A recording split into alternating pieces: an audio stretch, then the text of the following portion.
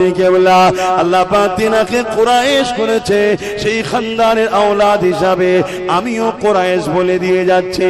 মনে রেখে দেবে, আমাদের সবথেকে বড় দুশমন হলো মুসলমানদের মধ্যে থেকে একদল মুনাফিক, যাদেরকে কখনো দেখবেন না ইসলামের যারা বিরোধী করবে তাদের বিরুদ্ধে কথা বলতে, যাদেরকে কখনো দেখবেন না কোরআনের উপরে যারা আঘাত দেবে তাদের বিরুদ্ধে কথা বলতে।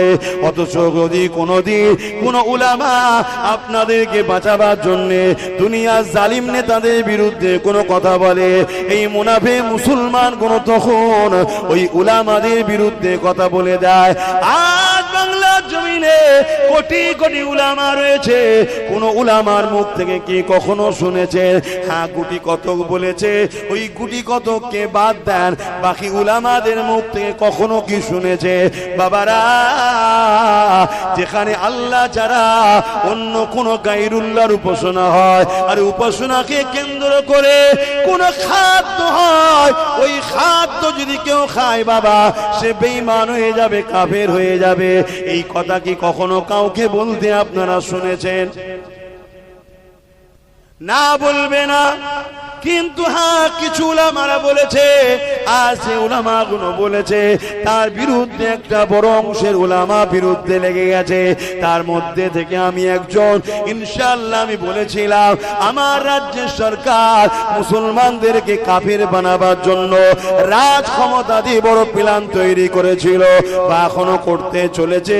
ওই প্ল্যানের মধ্যে একটা প্ল্যান হলো দিঘাতে মন্দির তৈরি করে ওই মন্দিরের প্রসাদকে রেশনের মাধ্যম দিয়ে মুসলমানকে খাইয়ে কাফের বানাতে চেয়েছে।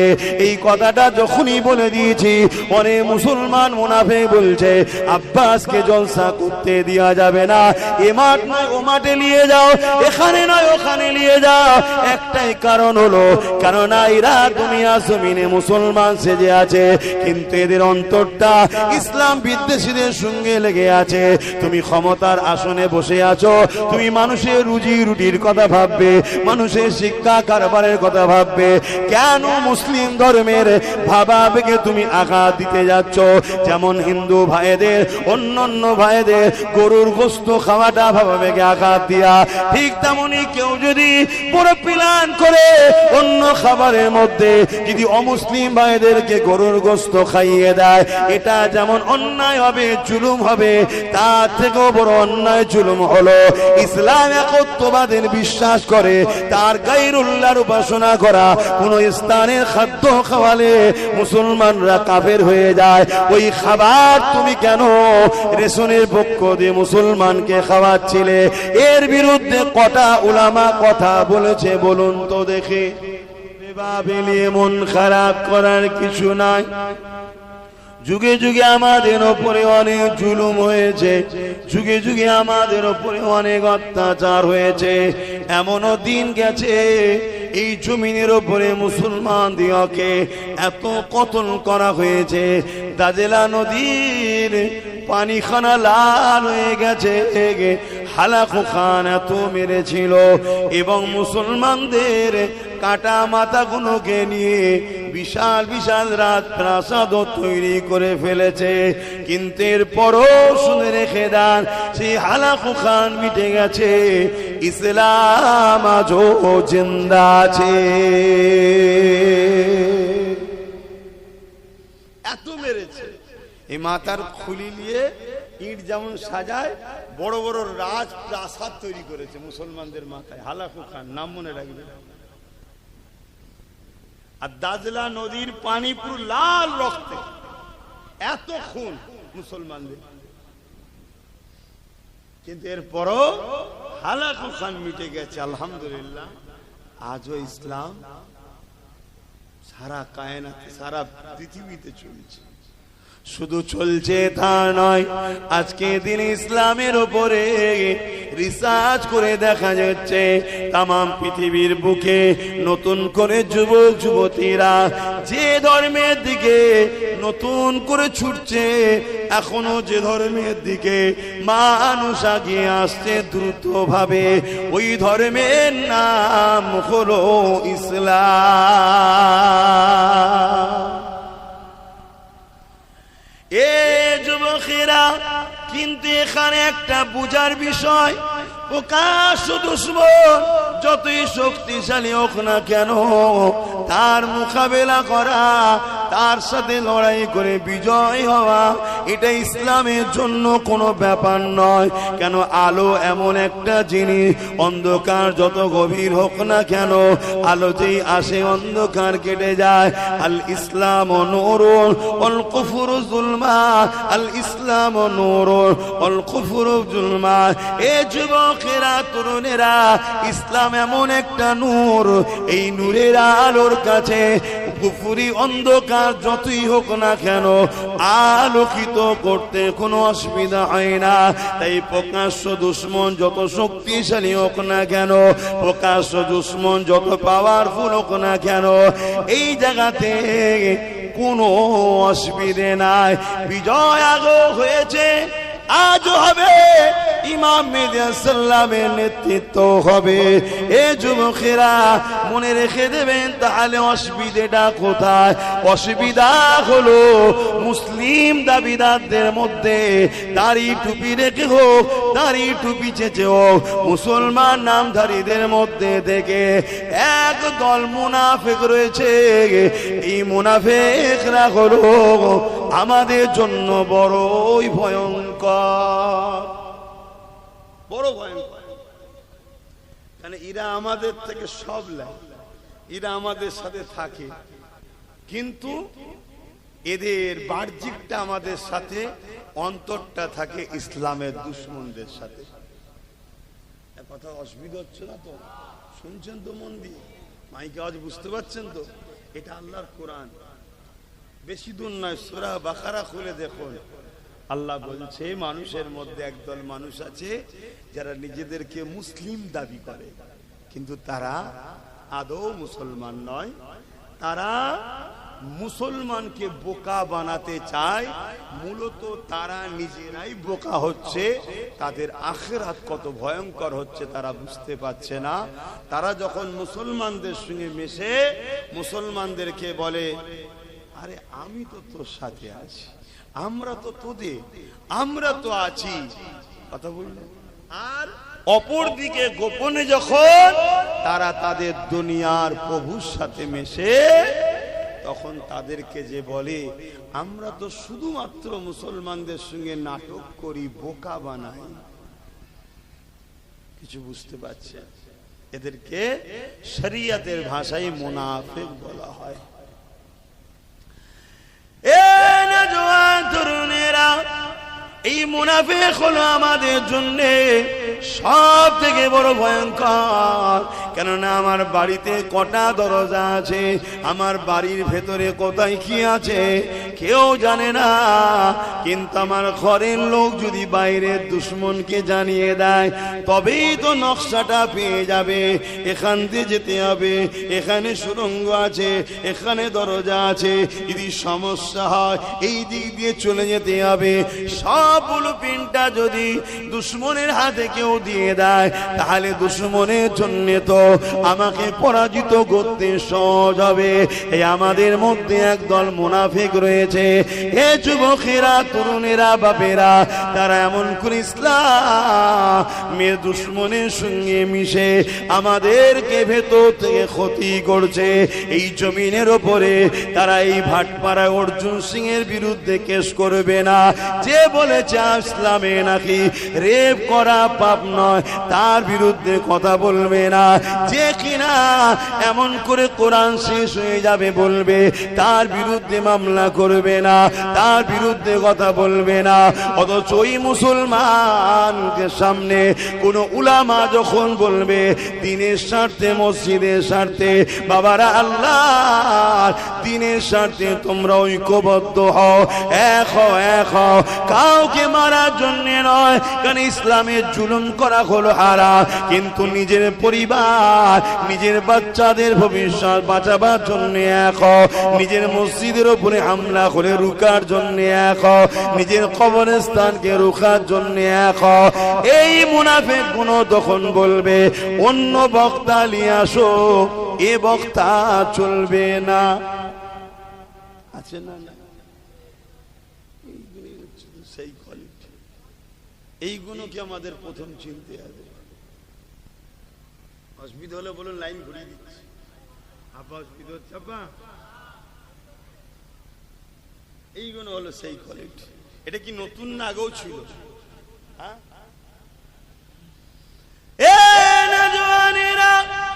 আল্লাহ নবীর জামানাতেও ছিল। নবী পাকের সময়ে যতটা নবীকে কষ্ট ও কাশ দুশমনরা না দিয়েছে, তার থেকে বেশি কষ্ট মুনাফিকরা দিয়েছে। আল্লাহ নবী সাহাবাদিগকে নিয়ে জালিমদের জুলুমের হাত থেকে মদিনাকে কিভাবে নিরাপদে রাখা যায়, জালিমদের জুলুমের হাত থেকে সাহাবাদেরকে কিভাবে নিরাপদে রাখা যায়, জালিমদের জুলুমের হাত থেকে নারী বাচ্চাদেরকে কিভাবে সুরক্ষিত রাখা যায়, এই প্ল্যান পরিকল্পনা নবী করত। আর নবীর মজলিসে তারা মুমিন সেজে, মুসলমান সেজে, সাহাবা সেজে ঢুকে বসে থাকতো। তারা টুক করে গিয়ে ইসলামের দুশমনদের কাছে বলে দিত, এর বিনিময়ে মোটা অঙ্কের টাকা নিয়ে নিত। এইভাবে তারা সাহাবাদের উপরে জুলুম করেছে, সাহাবা হুজুরদের উপরে অত্যাচার করেছে। এই মুনাফিকদের মধ্যে থেকে এক মুনাফিক, যার নাম হলো আব্দুল্লাহ ইবনে উবাই, যে কিনা নবী পাকের পিছনে নামাজও পড়তো, নবী পাকের সঙ্গে জিহাদে গেছে, নবী পাকের সঙ্গে রোজা রেখেছে, নবী পাকের সঙ্গে হজ করেছে। কিন্তু আবার যখন আম্মা জান আয়েশা হুজুরের বিষয় এলো, আম্মা জান আয়েশা হুজুরের বিষয়ে সব থেকে বেশি পাড়ায় পাড়ায়, বাজারে বাজারে মিথ্যাচার করে ছড়িয়েছিল এই আব্দুল্লাহ ইবনে উবাই। তাই আজও মুনাফিক আমাদের মুসলিম সমাজের মধ্যে আছে না নাই? এগুলো জানানো জাতিকে দরকার আছে না নাই? বলুন, কেন কাল তো মুনাফিক এসে বলতে পারে যে এসআইয়ের ফর্মটা আমায় আমি জমা করে দেবো, নিজে ডাস্টবিনে ফেলে দিতেও পারে। কে আমার কথা কি কষ্ট হলো? এটাও তো একটা জটিল বিষয়। আমার ভাই আপনি, আমার দেশবাসী আপনি, ফেসে যাবেন, বিপদে পড়ে যাবেন। এই বিষয় থেকেও তো সুরক্ষিত রাখার জন্য কথা বলার নামও তো ইসলাম। জোরে বলুন সুবহানাল্লাহ। এরা এত বড় মুনাফিক, এরা কোরআনের 2টো আয়াত নেবে, 3টে আয়াত নেবে না, 5টা আয়াত নেবে, 10টা আয়াত নেবে না। এদের বক্তব্য কোরআনের কিছুটা লাও, কিছুটা লিও না, এটাও একটা মুনাফিক। এদের বক্তব্য মৌলী সাহেবরা আসবে, নামাজের কথা বলবে, রোজার কথা বলবে, বাকি অন্য বিষয়ে কেন বলতে যাবে? বাবা শুনছেন তো নাকি? মৌলী সাহেবরা সুদের বিরুদ্ধে বলবে কেন? মৌলী সাহেবরা মদের বিরুদ্ধে বলবে কেন? কথা শুনছেন কেন? মদের বিরুদ্ধে বললে মুসলিম ছেলেরা যদি মদ খাওয়া ছেড়ে দেয়, তাহলে এখন তো সরকার মদ ব্যাপারী হয়েছে, তার তো বাজার খারাপ হয়ে যাবে, এজন্য এদের অসুবিধা হয়।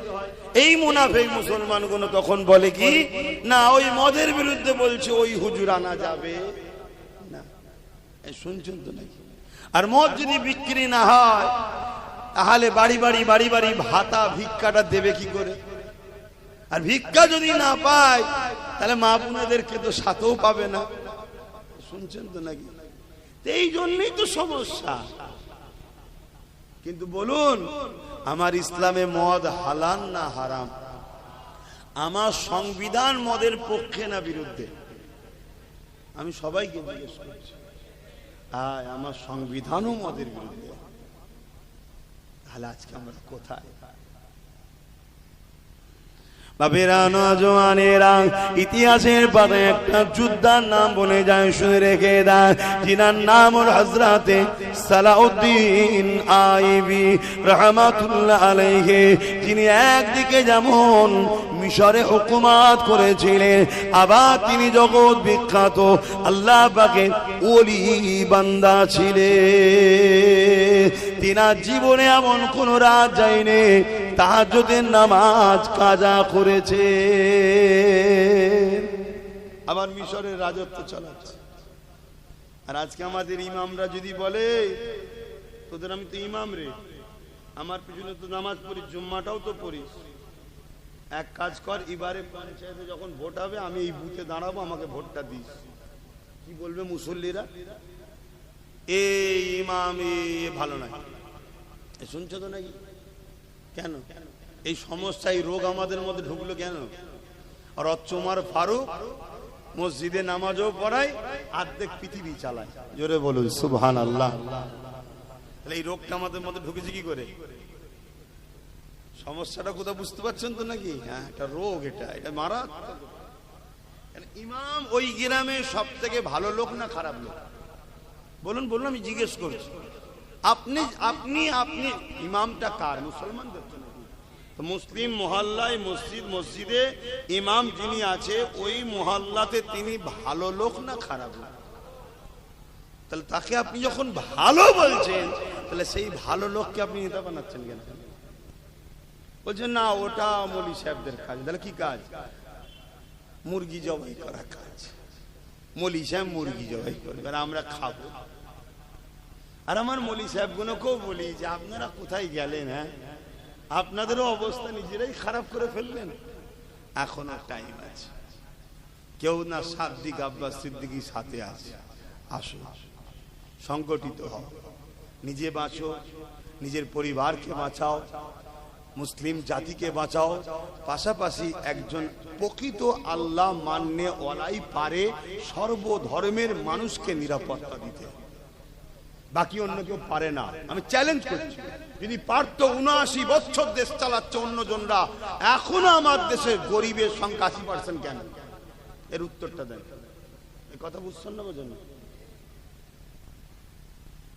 অতএব হিংসার চশমা খুলে দিয়ে ইনসানিয়াতের চশমায় আসুন। হিংসার চশমা খুলে দিয়ে মানবতার চশমাতে আসুন। 79 বছর ধরে দেশ চালাচ্ছে অন্যজনরা, এরপর 80% ভারতবর্ষে গরিব কেন? বেশি তো কম নয়, কম করে বলছি। এই 80%-এর মধ্যে মাত্র 14% মুসলমান, বাকি তারা কারা? চলো মুসলমানকে নাই দেবে না, মুসলমান বাদ, তো বাকি যে গরিব আছে তারা, তাদেরকে গরিব বানিয়েছে কারা? মুসলমানরা। এত মুসলমানদের সমস্যা কেন? একটাই সমস্যা, মুসলমান জুলুম দেখলে রুখতে হবে ফরজ। জুলুম দেখলে রুখতে হবে ফরজ। সে জুলুমটা যদি মুসলমানের উপরে নাও হয়, একটা হিন্দু, আদিবাসী, দলিত, মতুয়ার উপরেও যদি জুলুম হয়, ওই মতুয়ার পাশে দাঁড়িয়ে জালিমের বিরুদ্ধে লড়াই করতেই হবে। এই মতুয়াকে বাঁচাতে হবে, এই অসহায়ের পাশে দাঁড়াতে হবে। এর নাম হলো ইসলাম। জোরে বলুন সুবহানাল্লাহ। আমরা শুধু সমাজকে নামাজটাই বুঝিয়েছি, আর বাকিটা বুঝাইনি। আর আজ যখন আব্বাস সিদ্দিকী বুঝাচ্ছে, সমাজের মুরব্বী বাপ থেকে শুরু করে, মা থেকে শুরু করে, যুবক যুবতী থেকে শুরু করে, ভাই বোন থেকে শুরু করে, নতুন প্রজন্ম থেকে শুরু করে, উলামা ভাই থেকে শুরু করে, দেরি হলেও অনেক উলামা, লক্ষ লক্ষ উলামা ভাই চেঞ্জ হচ্ছে। কথা কি আমার ভোলা ভুল হচ্ছে? আপনি কান মিলিয়ে দেখেন না এলাকায়, বলছেন ঠিকই বলছে, কিন্তু আমরা আর আব্বাস সিদ্দিকী তো সমান নয়, সে দাদা হুজুরের আওলাদ। তা আমি আছি পিছনে, বলছে আছি, আমি এটাই চাই। কথা বুঝে আসছে না? আপনাকে আগে আসতে হবে না, কিন্তু কমসে কম বিরোধী করবেন না, যেটা করছি করতে দেন। যখন সুন্দর সেজে যাবে, তারপর আপনি এন্ট্রি যাবেন, কি আছে? আপনি সম্মানীয় ব্যক্তি, আমরা সম্মান দেবো আপনাকে, ইমামকে কি দেবো না দেবো না? হিংসা হবে নাকি? ইমামের পিছনে ইক্তেদা করে সারা জীবন নামাজ পড়ছি, ইমাম হাত তুলে দোয়া করছে, তো সেই ইমাম যদি ইজ্জতের সাথে, আপনারা তো ইমামকে ইজ্জতের সাথেই নিয়ে আসে, সবকিছু সাজিয়ে টাজিয়ে নিয়ে খেটে খুঁটে মেহনত করে, এই ইমাম সাহেবকে ডাকো, হুজুর আগে খাবে, কি করেন না করেন? সব জায়গায় যখন ইমাম হুজুরদের সম্মান দেন, তাহলে একটা জায়গায় না হয় আব্বাস সিদ্দিকীর সাথে আপনারা লড়াই করে মেহনত করছেন, তারপরে যদি আমাদের ইমাম সাহেব সম্মান ভালো জায়গায় যদি ফিরে আসে, হয়ে যাবার পর অসুবিধা কি আছে? কোন অসুবিধা নেই। কি বলছেন, অসুবিধা আছে নাকি? কিন্তু মনে রাখবেন, হযরতে সালাউদ্দিন আইবি তিনি মিশর চালিয়েছে এবং তাহাজ্জুদের নামাজটাও কোনোদিন কাজা করে না। জোরে বলুন সুবহানাল্লাহ। যার মধ্যে আল্লাহর খৌফ আছে, যার মধ্যে আল্লাহর ভয় আছে, তার দ্বারা কখনো জুলুম হতে পারে না, তার দ্বারা কখনো বেইনসাফি হতে পারে না, তার দ্বারা কখনো মিথ্যাচার হতে পারে না, তার দ্বারা কখনো কোন মানুষের উপরে জুলুম হতে পারে না, সে মানুষ যে ধর্মেরই হোক কেন। ও ধর্মের অন্য হতে পারে, কিন্তু মানুষটা তো মহান স্রষ্টা রব্বুল আলামিনের সৃষ্টি। অতএব তার উপরে জুলুম করা মানে তুমি আল্লাহর সৃষ্টির উপরে জুলুম করছো, আল্লাহ তোমায় ছাড়বে না। আল্লাহর ভয় যার মধ্যে আছে তার দ্বারাই তো ইনসাফ হওয়া সম্ভব। কিন্তু আল্লাহর ভয় যাদের মধ্যে আছে, কাদের মধ্যে? আল্লাহ কোরআনে বলছে আমাকে সব থেকে বেশি ভয় করে উলামারা। কারা? উলামারা। আর সেই উলামাদের ঘরেই তো আজকে আমরা কোণঠাসা করে রেখে দিয়েছি। আবার এখানে একটা কথা বলে দিতে লাগে, আখিরি জামানা তো, আল্লাহ নবী বলেছেন আসমানের নিচে জমিনের উপরে সব থেকে নিকৃষ্ট হবে আবার একদল উলামা। সব থেকে নিকৃষ্ট হবে কারা? একদল উলামা। তারা কারা? কোন উলামা শ্রেষ্ঠ, কোন উলামা নিকৃষ্ট, একটু ছট করে এখানে বলে দিচ্ছি। আল্লাহ পাক কিয়ামতের দিনে ঘোষণা দেবে, আমার উলামা বান্দারা, আলেম বান্দারা, তোমরা আজকে ময়দানে মাশরে দাঁড়াতে হবে না, আমি আল্লাহ তোমাদেরকে বেহিসাব জান্নাতি করছি। জোরে বলুন সুবহানাল্লাহ। যাও জান্নাতে যাও। এই উলামা গুলো কারা? তুমি আমি উলামা ভাবলে হবে না, যে উলামা আল্লাহর কুদরতি কাছে উলামা, ওগুলো কারা? যারা মান আহাব্বা লিল্লাহ ওয়া আবগাদা লিল্লাহ ওয়া আতা লিল্লাহ ওয়া মানা লিল্লাহ ফাকাদ ইস্তাকমালাল ঈমান। যারা ভালোবাসে আল্লাহর জন্য, দুশমনি করে আল্লাহর জন্য, আত্মীয়তা করে আল্লাহর জন্য, বিচ্ছেদ হয় আল্লাহর জন্য, অর্থাৎ তারা যখন কোনো কথা বলবে ওই কথার উদ্দেশ্য আল্লাহ হবে। কোনো মানুষকে যখন ভালোবাসবে উদ্দেশ্য থাকবে আল্লাহর জন্য। কোনো মানুষের সঙ্গে দূরত্ব বজায় করবে উদ্দেশ্য থাকবে আল্লাহর জন্য। এ যুবকেরা, তরুণেরা, কিন্তু আজ বড় দুঃখ লাগে, আমার উলামা ভাইদের মধ্যে একদল উলামার ইতিহাস আমরা শুনেছি, হতভাগা আকবরের অর্থের কাছে বিক্রি হয়ে গিয়ে কোরআনের বিরুদ্ধে দ্বীনে ইলাহি কিতাব লিখেছিল। এই উলামা কোন হলো দুনিয়াদার উলামা, এদেরকে তাগুতি শক্তির কাছে এরা মাথাকে নত করে দিয়েছে। এই উলামার কথা আল্লাহ রসুল বলেন যে উলামারা বেহিসাব জান্নাতে যাবে, তাদের মাকাম, তাদের সম্মান এত হবে। কোন ছেলে যদি, এ আমার আব্বারা, যুবকেরা শুনে রেখে দাও, উলামার সঙ্গে কেউ যদি এক দস্তখানে বসে খানাও খেয়ে থাকে, কিয়ামতের দিনেতে এই রকম ব্যক্তিকে ওই উলামার কাতারে আল্লাহ পাক জান্নাতি বানিয়ে দেবে। এ নওজওয়ানেরা, কিয়ামতের দিনে আল্লাহ যখন উলামাদের ঘোষণা করে দেবে, হে আমার উলামা বান্দারা, যান আপনারা জান্নাতে চলে যায়। তারা যখন জান্নাতে যেতে লাগবে, ওই সময় এক শ্রেণীর মানুষেরা তাদের রাস্তা আগলে দেবে। হে আল্লাহ পাকের উলামা বান্দারে, দুনিয়া জমিনে আপনারা ওয়াজ করেছিলেন আল মারউ মা মান হাব্বা, দুনিয়ায় যে যাকে ভালোবাসবে তার সঙ্গে জান্নাতে যাবে। দুনিয়া জমিনে আপনাদেরকে আমরা মহব্বত করতাম, আপনাদের মাহফিলে যেতাম, আপনাদের কথা মতো চলতাম, আপনাদের পিছনে দাঁড়িয়ে থাকতাম, আপনাদের হয়ে ঢাল হয়ে ফিরে রাখতাম। আপনাদের উপরে কোন আঘাত আসলে আমরা খাওয়া দাওয়া ছেড়ে দিয়ে, ঘর বাড়ি ছেড়ে দিয়ে, কিসের কথা না ভেবে আপনাদের জন্য ছুটে যেতাম।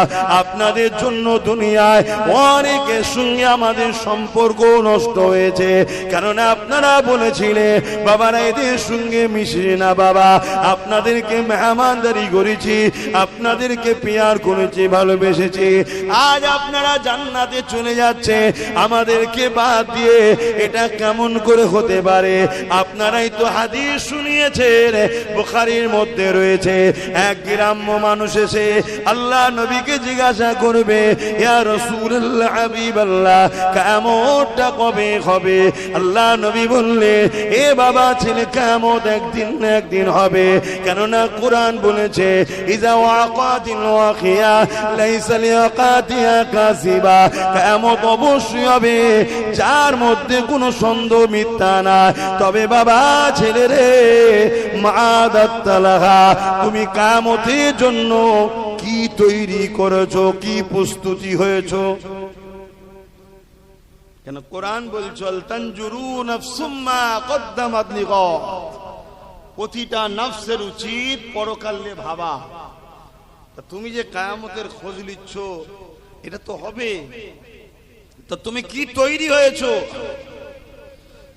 ওই যুবকটা বলতে লেগেছে ফাকামা দাতুল হাকাসিরা সালাতি ওয়া সিয়ামি, ইয়া রাসূলুল্লাহ হাবিবাল্লাহ, বেশি বেশি নামাজ রোজা করতে পারিনি, ইল্লা তবে আন্নী উহিব্বুল্লাহ ওয়া রাসূলুহু, আমার অন্তরে, আমার কলবে, আমার হৃদয়ে সব থেকে বেশি আল্লাহ ও নবীকে মহব্বত করি।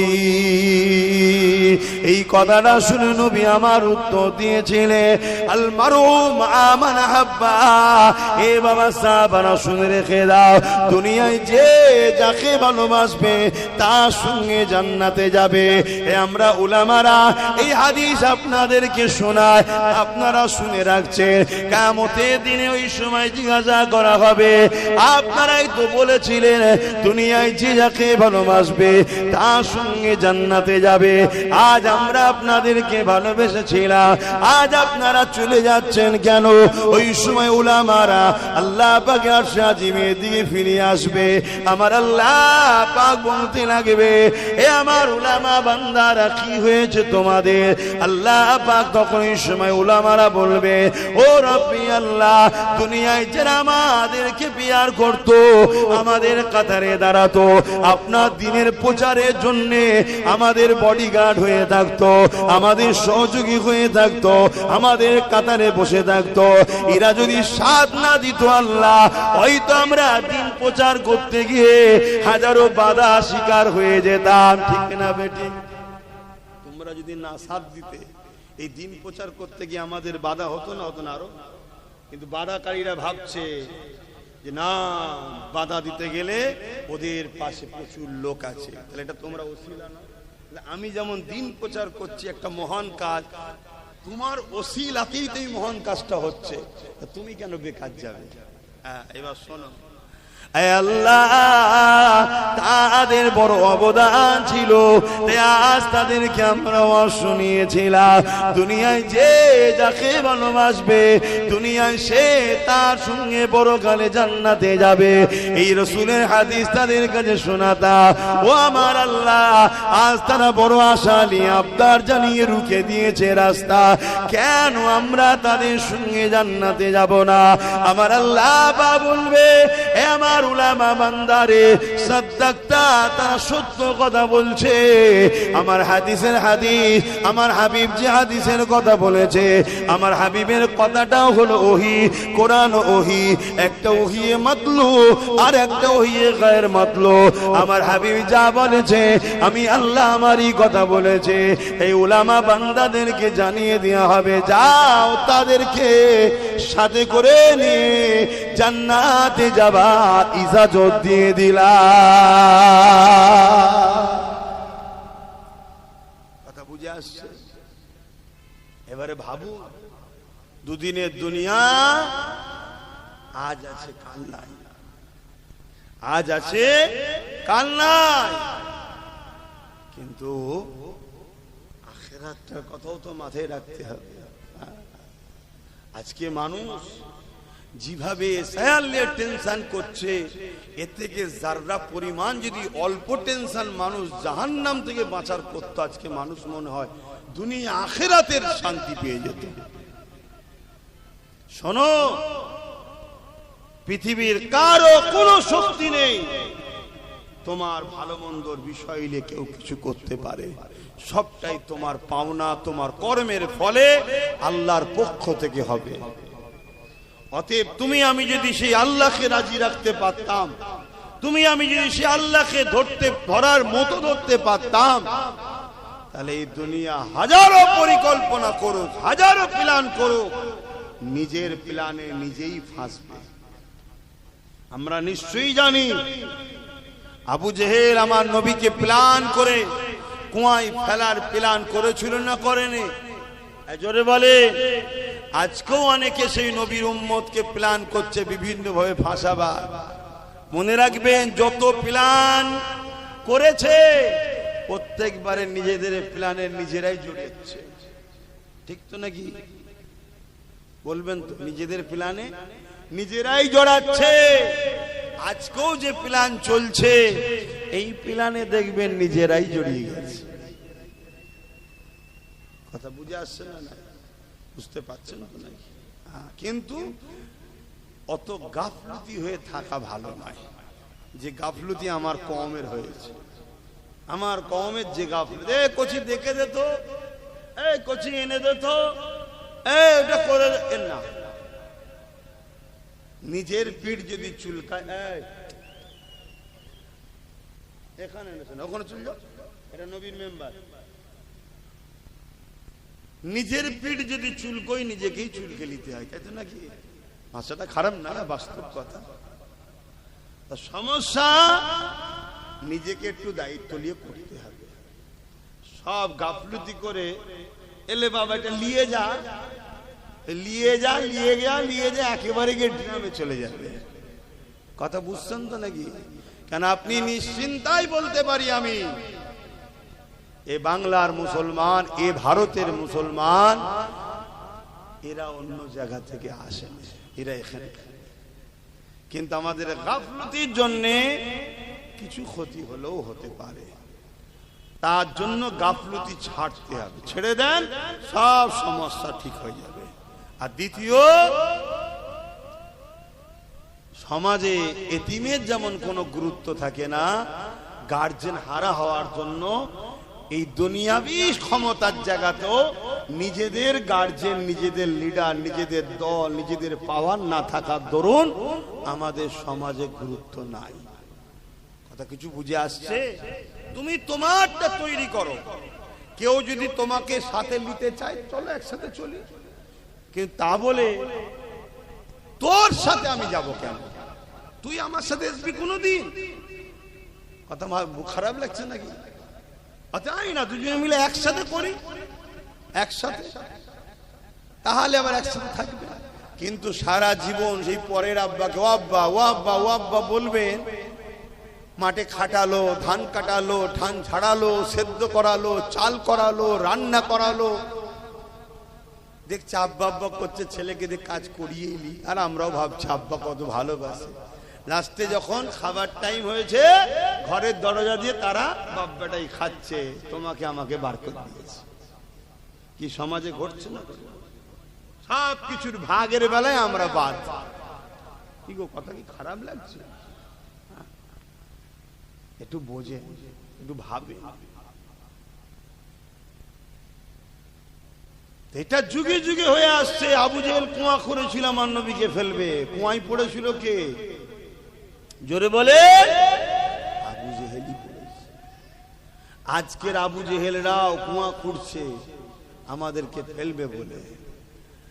আর এরাও কুয়া থেকে উঠতে গেলে আমাদেরই হাত ধরে উঠতে হয়। কি গো, আমরা হাত না ধরলে উঠতে পারবি না? কথা বলে। হ্যাঁ, কেউ একজন আগে ছিল, আমাদেরকে কুয়ায় ফেলে দিয়ে দেখেছিল। আমরা যখন বুঝতে পেরে সরে গেছি, কুয়ায় সে নিজে পড়েছে না পড়েনি? এমন কুয়ায় পড়েছে, এখনো উঠতে পারছে কি? পারেনি। আমরা যদি এক্ষুনি সবাই মিলে হাত ধরি, চচ্চর করে আবার উঠে পড়বে। তাহলে আমরা যার হাত ধরি সে যখন ওঠে, তাহলে আমাদের ভাগিদারিটা করতে, আমাদের ভাগটা করতে। কথা বুঝছেন না? বুঝছেন?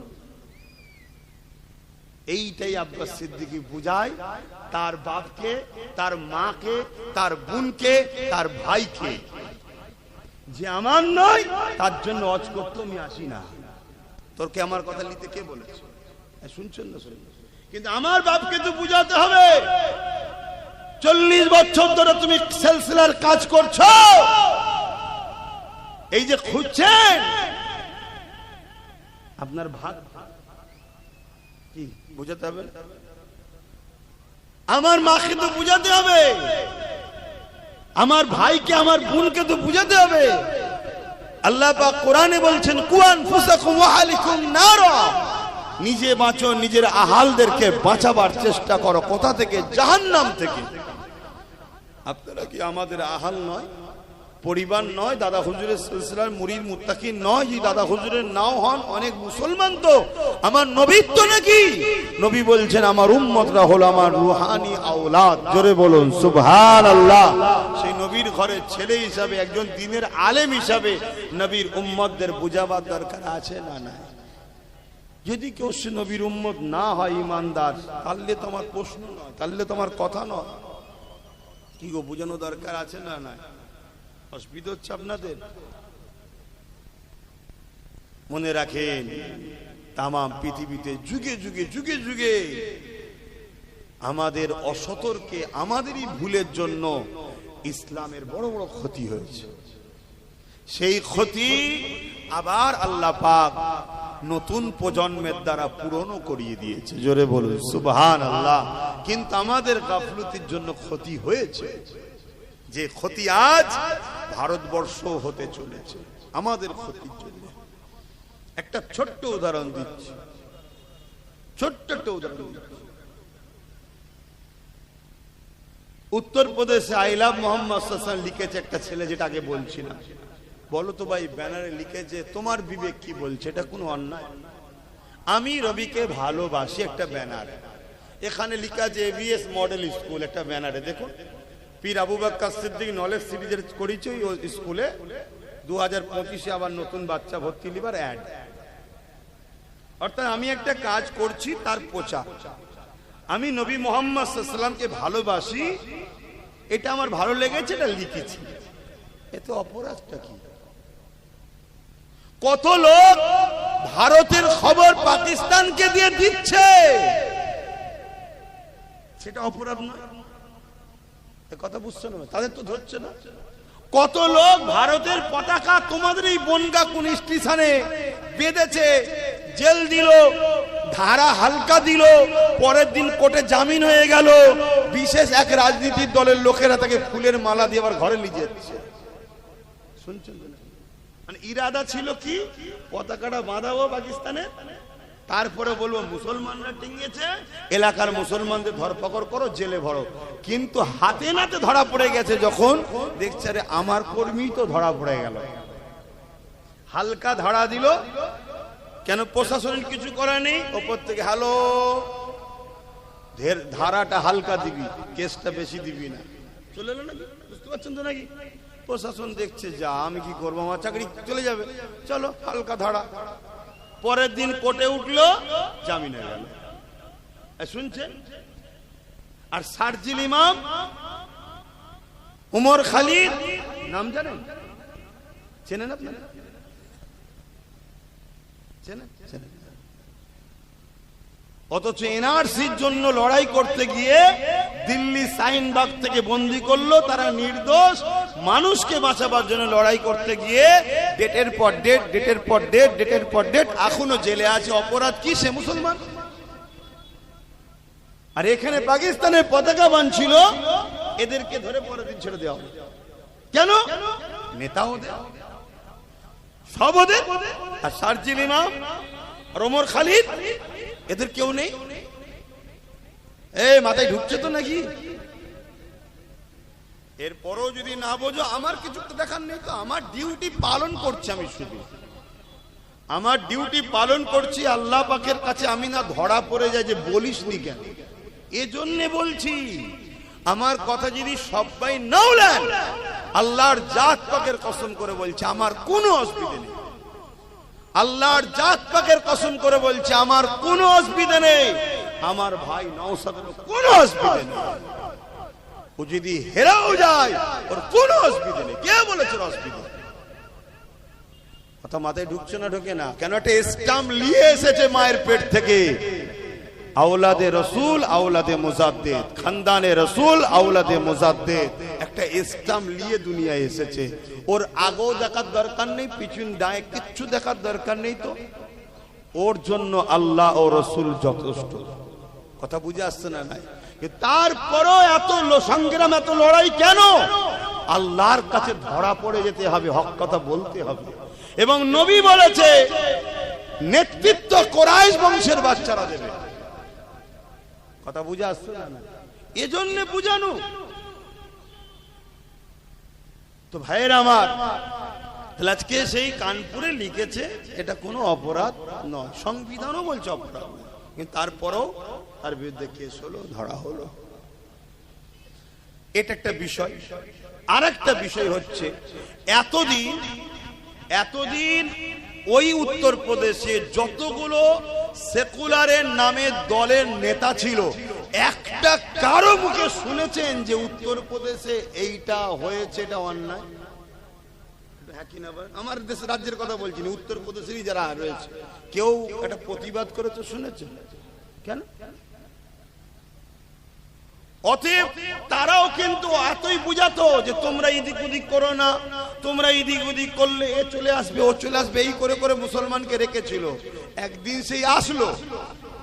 সেই আসলো, আর আজকে যখন মুসলমান বিপদে পড়ছে, কি একটা বলেছে আমি নবীকে ভালোবাসি লিকা, তাকে জেলে পড়ছে, সেই ছেলেটার হয়ে একটা কেউ বাইট দিয়েছে? কোন দলের সুপ্রিমো বাইট দিয়েছে যে এটা অত্যাচার হচ্ছে, তার ধর্মের স্বাধীনতাকে কেড়ে নেওয়া হচ্ছে? দেয়নি। আরেকটা কথা বলছি, বিহারে অলরেডি ভোট চলছে, গতকালকে একটা ভোট হলো বিহারে। লালুর বেটাকে জিজ্ঞেস করছে আই লাভ মোহাম্মদ সাল্লাল্লাহু আলাইহি ওয়াসাল্লাম লে পুরো দেশ জুড়ে হই হই হচ্ছে, এই বিষয়ে আপনার মতামত কি? তখন উত্তর কি দিচ্ছে? আমি বিহার ভোট নিয়ে ব্যস্ত আছি। ও তো বলতে পারতো যে না, এটা সংবিধান বিরোধী করছে উত্তরপ্রদেশের সরকার।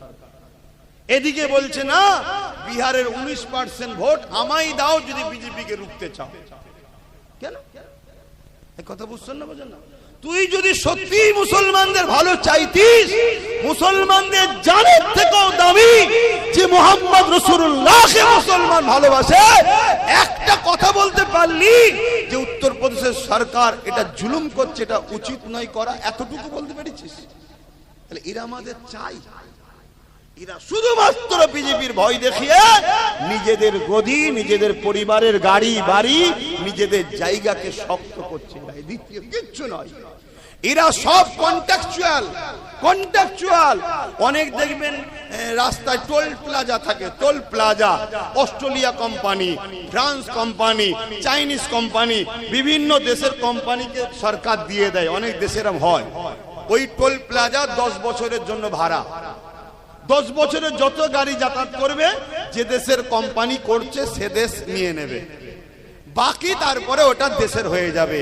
এই যে যত সেকুলারের নামে রয়েছে, এরা হলো কোম্পানি ওই টোল প্লাজার মতো, শুধুমাত্র ভয় দেখিয়ে এদেরকে শিক্ষা থেকে, স্বাস্থ্য থেকে, কর্ম থেকে, সব থেকে এদেরকে পুরো প্যারালাইসিস রোগী করে দাও, দিয়ে তোমার ডেট শেষ, তুমি চলে যাও, আমি তারপরে এন্ট্রি হব, এদেরকে নির্মূল করে দেবো। কথা মাথায় ঢুকছে না? যেমন দিল্লিতে হলো, সেই ষড়যন্ত্র আজও চলছে। আর আমরা শুধু আল্লাহকে ভয় করা ছেড়ে দিয়ে খানদানে রাসূলদের বিরুদ্ধে গালিগালাজ করছি বলার জন্য। কথা মাথায় ঢুকছে তো? শুধরাও, এখনো টাইম আছে। যদি বিশ্বাস হয়, আর যদি বিশ্বাস না হয়, আমি আমার ডিউটি করে যাচ্ছি, তুমি তোমার বুঝে নাও। এই যে আজকে এসআইআরটা কি জানো? এসআইআরটা কি জানেন আপনারা? বলুন, কেউ জানেন কি? 90% মানুষ জানে না এসআইআরটা কি, জানেই না। আমি আপনাদের ঘরে বলবো, শুনবেন? এসআইআরটা হলো ওয়াকফ আন্দোলনকে ভোলানো, এসআইআরটা হলো চাকরি যে দিতে পারেন মাইন্ডকে ডাইভার্ট করা, এসআইআর হলো দেশ যে ধ্বংসের দিকে চলে গেছে, কেন্দ্র সরকার দেশ চালাতে পারছে না, মাইন্ডকে ডাইভার্ট করে দেওয়া। এসআইআর হলো বেকারত্ব বেড়ে গেছে, তাকে খামোশ করিয়ে দেওয়া। এটাই তো এসআইআর। শুনছেন তো নাকি?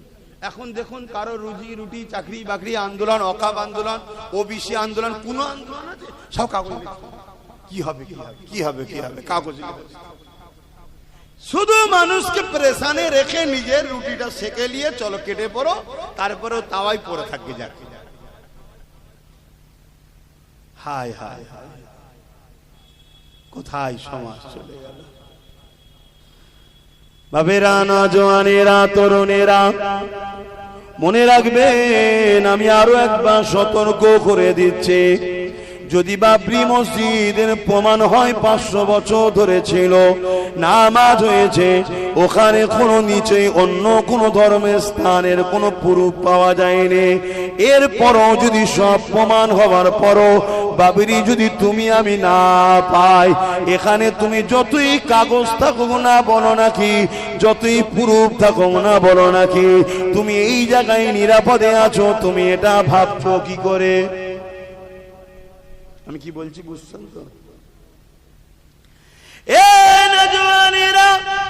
এখান থেকে নিরাপদ পাওয়ার একটাই উপায় আছে, আমি আবার বলে দিচ্ছি, আল্লাহ সাহায্য, নবী পাকের উপরে মহাব্বত, আল্লাহ পাকের সাহায্য ছাড়া আমরা কামিয়াবি হইনি, হব না। তাই সর্বপ্রথম তাওয়াক্কালতু আলাল্লাহ, আল্লাহর উপরে ভরসা করো। দ্বিতীয় নম্বর হলো নবীর সুন্নায় জীবন গড়ো, নবীকে প্যার করো, নবীকে মহাব্বত করো। 3 নম্বর হলো নিজেদের জন্য ইমানদার লিডার তৈরি করো। রাসূলুল্লাহ জানিয়ে দিয়েছে, এ আমার মাননেওয়ালারা, তোমরা কুরাইশ বংশের বাচ্চার নেতৃত্ব মানো, তা ঝান্ডা দলের পিছনে দাঁড়াও। এই জায়গাতে মনে রেখে দিও, এ বাংলার মানুষেরা, পূর্ব ভারতের জবানার মুজাহিদ আবু বকর সিদ্দিক দাদা হুজুর পীর কেবলা, আল্লাহ পাক তিনাকে কুরাইশ করেছে, সেই খানদানের আওলাদ হিসাবে আমিও কুরাইশ বলে দিয়ে যাচ্ছি। মনে রেখে দেবে, আমাদের সব থেকে বড় দুশমন হলো মুসলমানদের মধ্যে থেকে একদল মুনাফিক, যাদেরকে কখনো দেখবেন না ইসলামের যারা বিরোধী করবে তাদের বিরুদ্ধে কথা বলতে, যাদেরকে কখনো দেখবেন না কোরআনের উপরে যারা আঘাত দেবে তাদের বিরুদ্ধে কথা বলতে। অথচ যদি কোনোদিন কোন উলামা আপনাদেরকে বাঁচাবার জন্য দুনিয়ার জালিম নেতাদের বিরুদ্ধে কোনো কথা বলে, এই মুনাফিক মুসলমান কোন তখন ওই উলামাদের বিরুদ্ধে কথা বলে দেয়। আজ বাংলার জমিনে কোটি কোটি উলামা রয়েছে, কোন উলামার মুখ থেকে কি কখনো শুনেছে? হ্যাঁ, গুটি কতক বলেছে, ওই গুটি কতককে বাদ দেন, বাকি উলামাদের মুখ থেকে কখনো কি শুনেছে?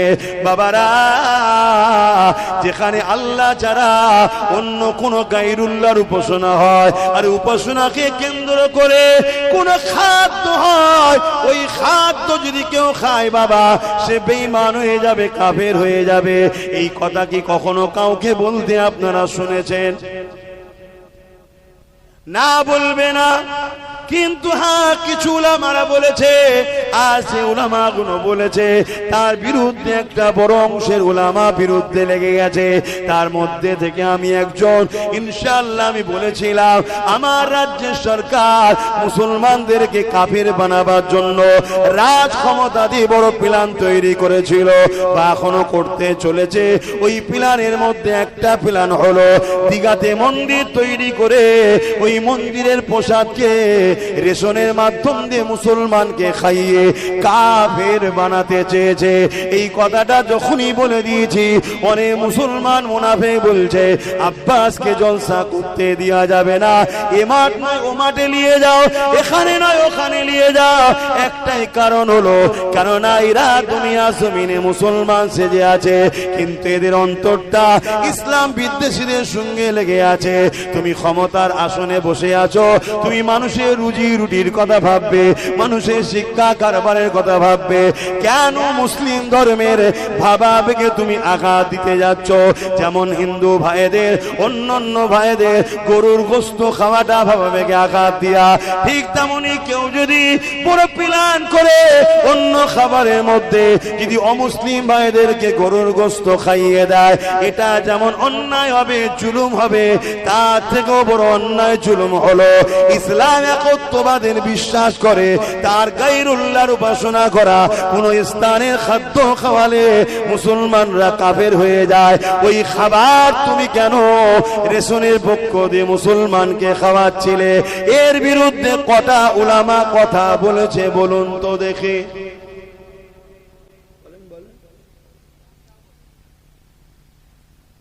সমস্যাটা কোথাও বুঝতে পারছেন তো? অসুবিধা হচ্ছে আব্বা? যদি আব্বাসের কথা অসুবিধা হয়, খান, আপনি আপনার কবরে জবাব দেবেন, আমার কি সমস্যা, কিন্তু আমার ডিউটি বলা। আমি বলবো তাতে বলতে গিয়ে যদি তুমি আমার সঙ্গে যুদ্ধও করো, আমি তোমার সঙ্গে যুদ্ধ করতেও রাজি আছি। আমি ওপেন বলে যাচ্ছি, এত কোনো ক্যামেরার মুখে বলে যাচ্ছি। যদি কথা বলতে গিয়ে কেউ যদি বলে কথা বলা যাবে না, সে যদি বলে তোমার সঙ্গে যুদ্ধ করব, আমি দু হাত তুলে বলছি রাজি আছি তোর সঙ্গে যুদ্ধ করবো। কেন আমার কাছে আল্লাহ ও রসুল আগে, পৃথিবীর কেউ আগে না। কথা ক্লিয়ার? তাতে যদি হারি পুকুরিয়ার লোক বলে ভাই ওই যে দ্বিতীয় যেখানে জলসা করেছিলেন ওখানেও হবে না, আপনাকে জলসা করতে দেবে না, আমি আসবো না। পুরো বাংলার লোক যদি বলে তোমায় জলসা করতে দেবো না, করবো না। জলসা আমায় খাওয়ায় না, খাওয়ায় আমার।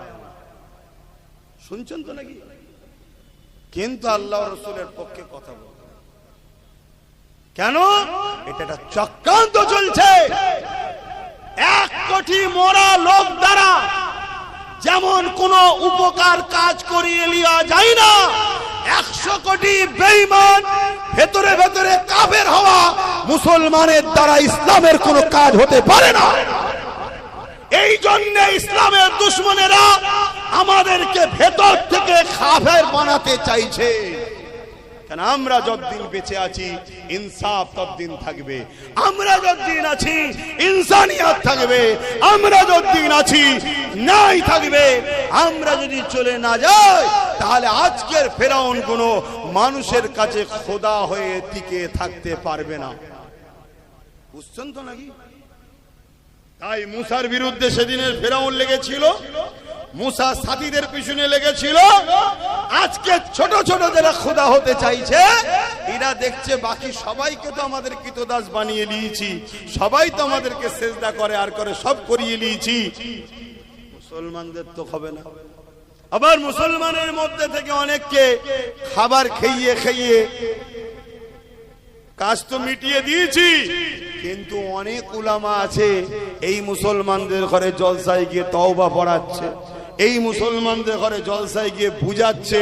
এ তো পরিবর্তন হয়ে যাচ্ছে। এক কথা বুঝছেন না?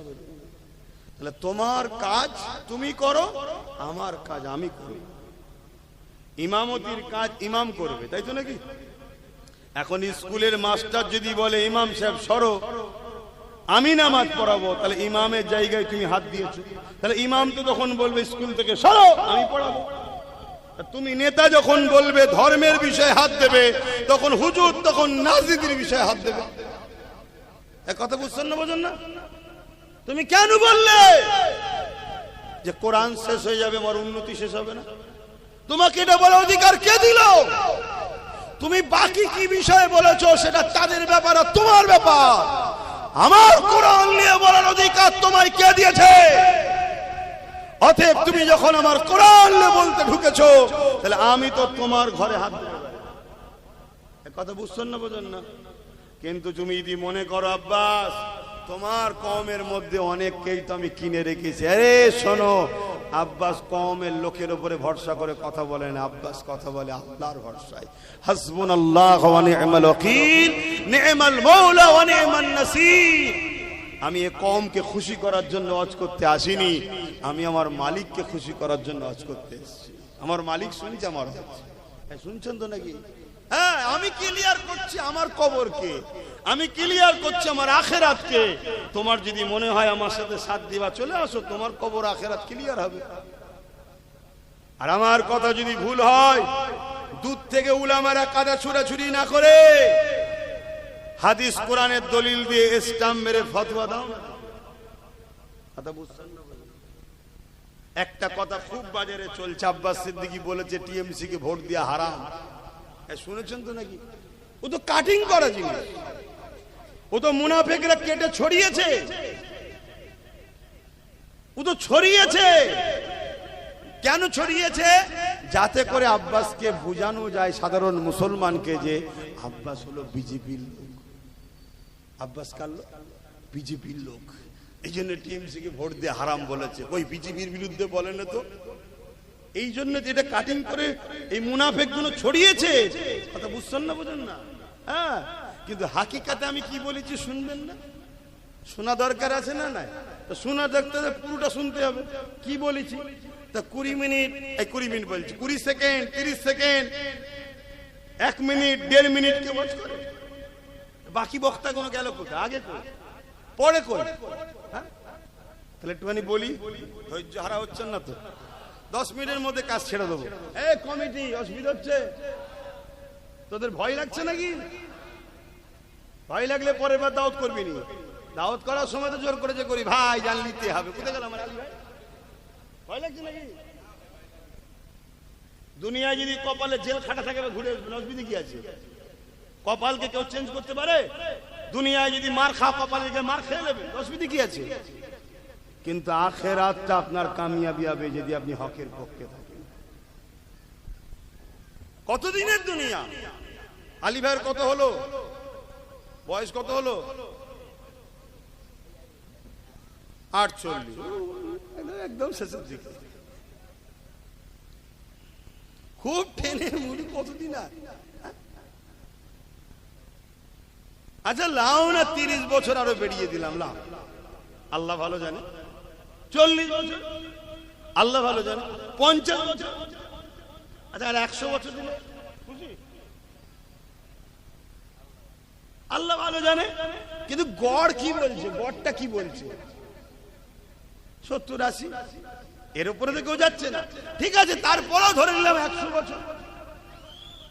তারপরেও মরণ আছে না নাই? আমি এটাই বুঝতে চাইছি, মরণ আছে না নাই? সেই জায়গায় কি জবাব দেবেন? কবরে যখন জাহান্নামের গর্ত করে দিয়ে 99টা সাপ দেবে দুমুখো, আর কালা কানা ফেরেশতা পাঠিয়ে পিটবে, তখন কি উত্তর দেবে? এইটা আমার বাপকে, আমার মাকে, আমার ভাইকে, আমার বোনকে বোঝানো দরকার আছে না? যে ভাই আমার গুনার মাপ আছে। সিনেমা দেখে ফেলেছিস, তওবা কর। গান শুনেছিস, তওবা কর। যাত্রা গেছিস, তওবা কর। মদ খেয়ে ফেলেছিস, তওবা কর। জেনা করে ফেলেছিস, তওবা কর। কাঁদ আল্লাহর কাছে। গুনার মাপ আছে না? না। কিন্তু ইসলামের দুশ্মনী করলে, ক্ষতি করলে, তা আমার কমকে বুঝাতে হবে না? এই ভাই, ইসলামের না ক্ষতি হয়ে যায়। উপকার যদি করতে নাও পারিস, ক্ষতি করিস নি ভাই, এটা বুঝাতে হবে তো। আর এটা বুঝাতে গেলে যারা ইসলামের ক্ষতিকারক তাদের গায়ে লাগবে না? লাগবে না? কথা বলো। এখন যদি লেগে যায়, তাহলে কি ফেরাউনের বিরুদ্ধে বলা বন্ধ? আবু জেলের বিরুদ্ধে বলা বন্ধ? এই উদ্বার বিরুদ্ধে বলা বন্ধ? বলছেন না, ওখানে বলুন না। আজকে জেন তো ফেরাউনের বিরুদ্ধে বলবেন না কেন? বলছে এ তো বেঁচে আছে, ও তো মরে গেছে, ও তার আসতে পারবে না, ওর বিরুদ্ধে হদ্দ বলা বলে। ও না, ওর বিরুদ্ধে যদি 100 বার বলা হয়, ওকে তো আল্লাহ দেখিয়েছে আমাদেরকে উদাহরণ হিসাবে, ওর সঙ্গে যার মিলবে সেই ফেরাউনের থেকে বিরুদ্ধে থাকতে হবে। এই জন্যই তো আল্লাহ ইজিদকে তৈরি করেছে। তো চলেন, নামাজের সময় হয়ে আসছে, আমি ছোট্ট করে এটা বলে দিই। আমি অ্যাকচুয়ালি বলেছি কি জানেন, ইসলাম বলছে অন্যায় দেখলে হাত দিয়ে রোকো। ইসলাম কি বলছে, আমার রসুল কি বলছে? অন্যায় দেখলে একটু সাড়া দেবেন, 10 মিনিটের মধ্যে হয়ে যাবে। অন্যায় দেখলে হাত দিয়ে রোকো। যদি হাত দিয়ে রুখতে না পারো, হাতে ক্ষমতা নেই, দুর্বল মানুষ, তাহলে মুখ দিয়ে অন্যায়ের প্রতিবাদ করো। যদি অন্যায়ের প্রতিবাদ মুখ দিয়ে করার ক্ষমতা নেই, তাহলে কমসে কম অন্তর থেকে ঘৃণা করো। এই অন্তর থেকে ঘৃণা করাটা হলো ইমানের শেষ স্তর, একেবারে দুর্বল ইমান। এরপরে ইমানের আর কোনো স্তর নাই। তাহলে আজকে কেন্দ্র সরকার, আমি ঠিক এইভাবে বলবো, আজকে কেন্দ্র সরকার ওয়াকফ কালা কানুন করে আমার মসজিদ, আমার কবরস্থান, আমার ঈদগাহ, আমার খানকা নিয়ে নিচ্ছে, দখল করে নিচ্ছে। সেগুলোকে প্লেন করে দিয়ে বড় বড় শপিং মল, বড় বড় সিনেমা হল, থিয়েটার, কল কারখানা আদানি আম্বানির জন্য হবে। এটা ন্যায় করছে না অন্যায় করছে? এটা আওয়াজ দিয়ে বলবে অন্যায়। তাহলে রাসূলের হাদিস, অন্যায় দেখলে তাহলে কেন্দ্র সরকারের বিরুদ্ধে হাত দিয়ে লড়তে হবে। হাতে ক্ষমতা নেই, আছে ক্ষমতা নেই, তাহলে মুখ দিয়ে প্রতিবাদ করতে হবে। ধরেন কোন মুসলমান এমনও আছে মুখ দিয়ে প্রতিবাদ করারও ক্ষমতা নেই, তার উচিত কি? ঘন্না করতে হবে।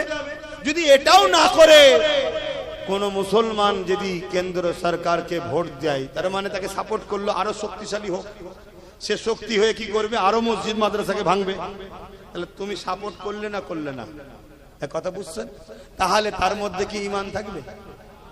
এইটা আমি প্রথম বলেছি যে কেন্দ্র সরকারকে ভোট দিলে ঈমান থাকবে না। দ্বিতীয় আমি কি বলেছি, কেন্দ্র সরকারের বিরুদ্ধে লড়াইয়ের প্রতিবাদের দরকার আছে না নাই? প্রতিবাদ করতে গিয়ে হঠাৎ করে যদি রাজ্য সরকার বলে দিল্লি গিয়ে আন্দোলন করো, আর আজকে কলকাতায় নেমে ঘুরছে, দিল্লি গিয়ে আন্দোলন করো, বাংলায় আন্দোলন হবে না, যদি বাংলায় কেউ আন্দোলন করো গুলোগুলি করো আমি তার সব থেকে বড় দুশ্মন হব। ও আমি বিজেপির বিরুদ্ধে আন্দোলন করলে তুমি আমার দুশ্মন, তার মানে কি তুমিও চাইছো মসজিদ মাদ্রাসা ভাঙছে, ভাঙুক, রুকা যাবে না। কথা মাথায় ঢুকছে না কেন? তাহলে তুমি মসজিদ মাদ্রাসার দুশ্মন না বন্ধু? জোরে বলুন। তা যে দুশ্মন হয় তাকে হাত দিয়ে রুখতে হবে, যদি হাতে ক্ষমতা না থাকে মুখ দিয়ে প্রতিবাদ, যদি মুখে প্রতিবাদ নাই অন্তত ঘৃণা করতে হবে। এরপরেও না করে কোন মুসলমানের বেটা যদি একেও ভোট দেয় ঈমান থাকবে? এইটাই তো বলেছি। অনেক আবার বলছে তাহলে এতদিন ভোট দিচ্ছিল সব, এই এতদিন বলেছিল, এতদিনে বলেছিল যে দিল্লি চলে যাও। কথা কিছু বুঝছেন না? এই যে একটা মুসলমান ধরুন আজকে এসছে, দাড়ি টুপি আছে, নামাজ পড়া মুসলমান, আসসালামু আলাইকুম বলবো না? বলবো না? কালকে শুধু ইসলাম ছেড়ে দিয়ে অন্য জায়গায় চলে যায়, তাকে সালাম দেওয়া যাবে? তাহলে এতদিন এ বলেন দিল্লি চলে যাও, তাই এতদিন যদি কেউ দেয় বা দিতে বলে সমস্যা তো নেই, কিন্তু আজ যখন ও মসজিদ মাদ্রাসার বিরুদ্ধে আর সাপোর্ট করা যাবে? আরো একটা কথা, যদি কেউ বলে কোরআন মিটে যাবে, তার মানে সে কোরআনের পক্ষে না বিরুদ্ধে? যে কোরআনকে মিটাবার কথা বলে কোরআনের বিরুদ্ধে, তাকে তুমি সাপোর্ট করা মানে তার ওই কথাকেও তুমি সাপোর্ট করলে, তাকে শক্তিশালী করলে।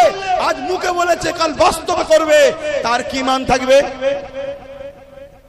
এই কথাটা আমি বলেছি। বলার পরে আবার কি বলেছি জানেন? সেটাও শোনেন।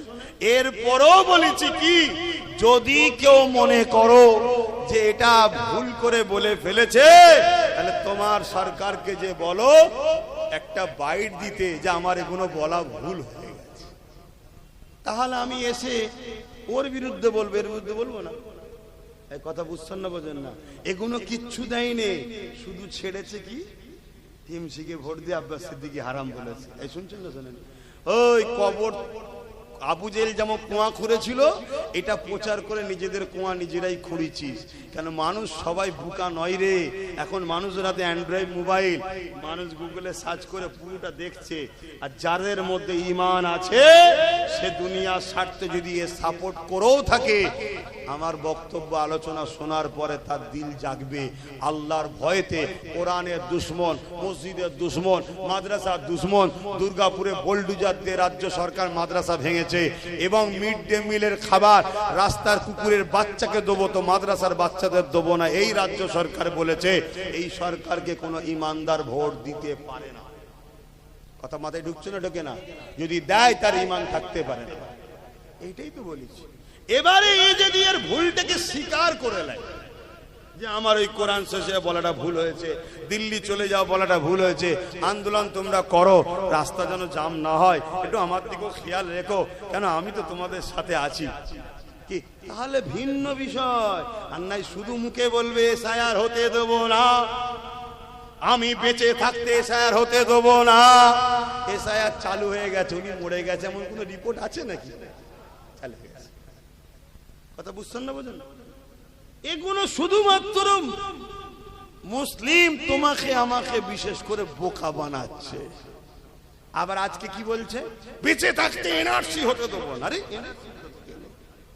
কথা বুঝে আসছে না? যদি বলেন না এনআরসি হচ্ছে, তাহলে অন্য অন্য রাজ্যে এসআইআর কে কেস করে তাদের বিধানসভায় বিল পাস করে এসআইআর বন্ধ করে দিচ্ছে অন্য অন্য রাজ্য, জানেন তো নাকি? খবর রাখেন? অন্য রাজ্য এসআইআর কে বিল পাস করে বন্ধ করে দিয়েছে, তার রাজ্যে এসআইআর হচ্ছে না। তাহলে আপনার তো 215টার উপরে এমএলএ, আপনি কেন বিধানসভায় বিল পাস করে এসআইআর বন্ধ করলেন না? দ্বিতীয় নম্বর কথা, 90,000 এসআইআর করার জন্য অফিসার আপনি দিলেন কেন? 3 নম্বর কথা, 221 কোটি টাকা আপনি কেন খরচ করছেন এসআইআর করার জন্য? অতএবরা দুজন মিলে এক শ্রেণীর লোককে শেষ করবে যারা হলো গরিব। কি আমার কাছে হিন্দু মুসলমান আদিবাসী সাঁওতাল বাগদি বুঝিনি, গরিব। কাকে ক্ষতি করবে? গরিব। কথা মাথায় ঢুকছে? এই হচ্ছে কথা। আর যারা বিজেপি গেলে খুব হুড়োহুড়ি করছিল আমাদের ভাইয়েরা, তারা সব থেকে বেশি বিপদে পড়ছে। এতে কি আমি খুশি? না, খুশি নয়। এখনো সময় আছে, সব গরিবরা এক হয়ে যাও, গরিবরা এক হয়ে যাও। ধর্ম তোমার ঘরে রাখো, তোমার দিলে রাখো, বাইরে তোমরা গরিব এক হও, গরিব এক হও, গরিব এক হও। আর আপনাদেরকে বলে যাব, যে বিএলআরও আসবে ফর্ম দিতে, দুটো ফর্ম দেবে, দুটো ফর্মকে জেরক্স করে, জেরক্সের উপরে লিখি করবেন, কাটাকুটি হলে জেরক্সের উপরে হোক, ফ্রেশ করার পরে তারপরে এই ফর্ম দুটো ফিল আপ করবেন। করার পরে যে বিএলআরও আসবে তার ফটো তুলবেন, তার নাম ফোন নাম্বার নেবেন, তার অ্যাড্রেস জানবেন এবং তাকে বলবেন একটাই স্ট্যাম্প মেরে সই করে আমায় দাও, তবে দ্বিতীয়টা দেবো। শুনছেন তো? নাই লিয়ে সেটাকে 2-3টে জেরক্স করে একটা মোবাইলে ফটো তুলে যত্ন করে রেখে চুপচাপ বসে থাকুন। কথা বাতাই ঢুকছে? ফর্ম যদি আসে আপনি নিশ্চিন্তায় থাকুন, ফর্ম না এলেই টেনশন। ফর্ম সব বাড়িতে যাবে না, শুনছেন তো? নাকি এক এক বাড়ি নোটিশ যাবে, এক বাড়িতে ফর্ম। কথা বুঝে আসছে? অতএব আশা করছি আপনাদের বাড়ি সব ফর্মই আসবে ইনশাআল্লাহ। আল্লাহ আপনাদের হেফাজত করুক। একজন পীর হিসেবে, পীরজাদা হিসাবে, নবী বংশের খানদান, দাদা হুজুরের আওলাদ হিসাবে দোয়া করি আল্লাহ এই বিপদ থেকে আপনাদের হেফাজত করুক। বলুন আমিন। কিন্তু বারবার বলছি, আগে স্ট্যাম্প মেরিয়ে সই করাবেন, তারপরে দ্বিতীয়টা দেবেন। নিজের হাতে স্ট্যাম্প মারা কপি রাখা ছাড়া ছাড়বেন না। কথা কিছু বুঝছেন না? বোঝেন না? আপনাদের সব বাপ দাদু এখানকার, কথা বুঝে আসছে? আপনার দাদুর কবর এখানে আছে, তার মানে এখানেই ছিল। দাদির কবর এখানে। মুরব্বী বাপেদের কথা বলছি, আমাদের কথা বলছি নি। আমার বেটা যান এখানে, আপনাদেরও যুবক যারা, তোমাদেরও বেটা যান এখানে, দাদুর আব্বাও এখানে আছে। টেনশনের কিচ্ছু নেই। কথা কিছু যদি বলেন কি করে আপনি বলছেন, আরে মুসলমান জুম্মার নামাজ ছেড়ে দেয় তো কি হয়েছে? ঈদ বকরাই ছেড়ে দেয় তো কি হয়েছে? ভোট দিয়া কোনোদিন মিস করেন। ভোট যখন দিয়েছে নাম আসতে গেছে নাকি? কিন্তু এই কথাটা মাথায় রাখবেন, বারবার বলছি, দুটো ফর্ম দেবে, একটাকে নিয়ে সই, স্ট্যাম্প মেরিয়ে সই করে নিজের কাছে রাখবেন এবং যে আসবে, ভাই আপনি কে, আমি আপনার ফটো তুলবে, তার নাম, অ্যাড্রেস, ফোন নাম্বার রাখবেন, রেখে দেবেন। কেন বলছি? বাই চান্স যদি আপনাদের সঙ্গে গাদ্দারি হয়, ধোঁকা হয়, ওপরে কে গাদ্দারি করেছে আমি দেখবো না। যে বেটাকে আপনি ফর্ম দিয়েছেন, না কান টানলে মাথায় সেটা কথা আছে না। আমি আপনাদের ভালোবাসার মানুষ হিসেবে, পীর ভাই হিসেবে বলে যাচ্ছি, বাবাজি হিসাবে, আল্লাহ একটাই আমার ভাই দিয়েছে, একটাই সারা বাংলা কাঁপাচ্ছে, তার দ্বারা দিয়ে কেস লড়বো, আপনাদের পাশে থাকবো। কথা মাথায় ঢুকছেন না? ঢোকে না? বাকি কে আপনাদের সাথ দেবে আমি জানি না। কেন অনেকে সাপ হয়ে কামড়াচ্ছে, উজা হয়ে আবার ঝাড়ছে। 90,000 দিয়ে দিয়েছে, আবার বলছে হতে দেব যাত্রীকে। কি হলো? আপনি তো বিধানসভায় বিল পাস করতে পারতেন অন্য রাজ্যের মতো, যে আমার রাজ্যে হবে না, মিটিয়ে তো। কিন্তু আমি একটা বিদায় লিবার আগে বলবো একটা কথা। পশ্চিম বাংলায় বাংলাদেশ থেকে ঘুষপেটিয়া মুসলমান ঢুকেছে, এই কথাটাই বাংলায় সর্বপ্রথম কে বলেছিল বলেন? কবে বলেন তো? তখন কিন্তু এখানে অন্য সরকার ছিল, তখন চিল্লে ছিল। সেই হাওয়া এখন শুরু হয়েছে। তাহলে আপনাদের ঘরে ঘুষপেটিয়া বলেছে যিনি প্রথম, তিনি এখন নিজের খাটিয়া ঠিক করার জন্য ময়া কাদা কাঁদছে। একটু সাবধানে চলবেন। বাকি নিতে হয় ল্যান, না নিতে হয় ল্যান। তবে বাচ্চাগুলোকে দেখে ময়া লাগে যে আপনাদের ভুলের জন্য এই বাচ্চাগুলোকে অল্প বয়সে না কাফন করতে হয়, যেমন প্যালেস্তাইনে পড়তে হচ্ছে। প্যালেস্তাইনের লোকেরা ভুল করেছে, তাই তাদের ঘরে আজকে কাফন করতে। তোদের বাচ্চাদের ঘরে কি ভুল করেছে? দুধ খাওয়াও, সাপকে নয় মানুষকে। যে জাতি সম্বন্ধে আমার কোরআন বলে গেছে যে এরা তোমাদের প্রকাশ্য দুশ্মন, তাদেরকে ওরা দুধ কলা খেয়ে পড়া করেছিল। আজকে কি করছে দেখো না। একটু মাথায় ঢুকাবার হয় ঢুকাও, আর নয় চলো সালাম পড়িয়ে দোয়া করে দিই, তুমি তোমার ঘরে যাও।